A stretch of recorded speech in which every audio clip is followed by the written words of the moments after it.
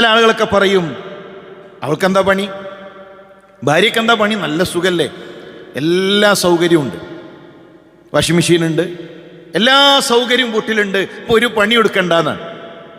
സ്ത്രീകൾക്കൊന്നും ഒരു പണിയെടുക്കേണ്ട ആവശ്യമില്ല. നമുക്കറിയാത്ത പലതും നമ്മുടെ വീട്ടിലുണ്ട്.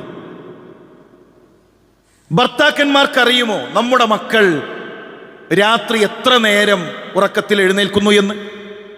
നമ്മുടെ തൊട്ടിലിൽ കിടക്കുന്ന കുട്ടി നമ്മളിറങ്ങുന്ന സമയത്ത് എത്ര നേരം ഒരു ദിവസം നമ്മുടെ കുട്ടി ഉറക്കത്തിൽ എഴുന്നേൽക്കും? രാത്രി 3 മണി 2 മണി സമയത്ത് നമ്മുടെ ഭാര്യമാർ എഴുന്നേൽക്കും, ചെറിയ കുട്ടീനെ മൂത്രമൊഴിപ്പിച്ചു കൊണ്ടുവരാനാണ്. അല്ലെങ്കിൽ രാവിലെ ആ ബെഡും ആ ബെഡ്ഷീറ്റും എല്ലാം അവർ തന്നെ കഴുകേണ്ടി വരും.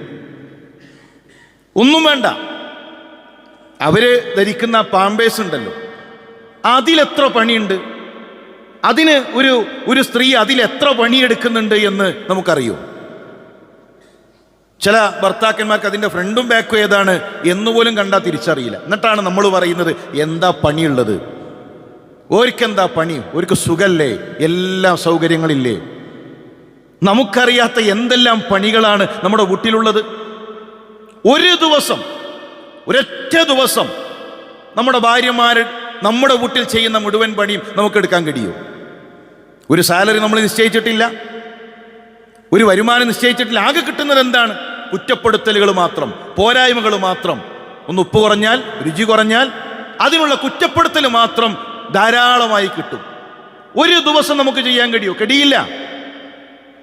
അപ്പൊ അവരെ തിരിച്ചറിയണം, അവരെ സഹായിക്കണം. റസൂലുള്ളാഹി സ്വല്ലല്ലാഹു അലൈഹി വസല്ലം തങ്ങൾ അവരെ അറിഞ്ഞു, ജോലിയിൽ സഹായിച്ചു. ലോകത്തിന്റെ പ്രവാചകൻ സല്ലല്ലാഹു അലൈഹി വസല്ലം തങ്ങൾ ആയിഷ റളിയല്ലാഹു തആല അൻഹ ഭക്ഷണം ഒരുക്കുമ്പോൾ സഹായത്തിനുണ്ട്. വീട്ടുജോലികളിൽ അള്ളാഹുവിന്റെ പ്രവാചകൻ അവരെ സഹായിച്ചിട്ടുണ്ട്.